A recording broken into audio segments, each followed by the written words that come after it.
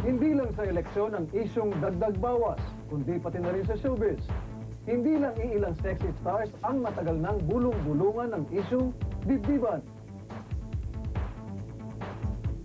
Tinaguriang Scandal of the Year ang 1994 Manila Film Fest scam na nagsilbing gulong na nagpaikot sa buhay ng mga nasangkot dito. Siya ang nag-iisang ate ng bansa, Miss Helen Vela, aktres, tagapagbalita at tagapayo.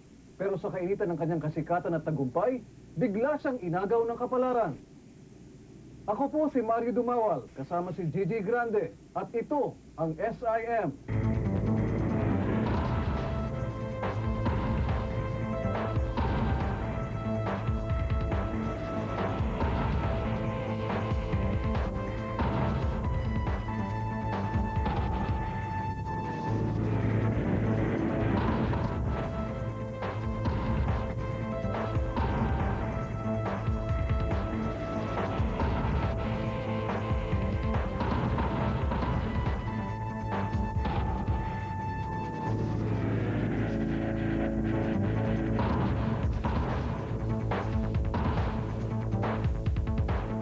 Matagal nang bulong-bulungan ang isyong dibdiban sa hanay ng mga sexy stars.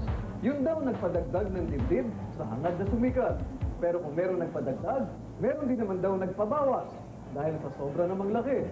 Sa harap nito ay ginigiit ng iba pang mga bituin na hindi sila magiging produkto ng salamat produktor.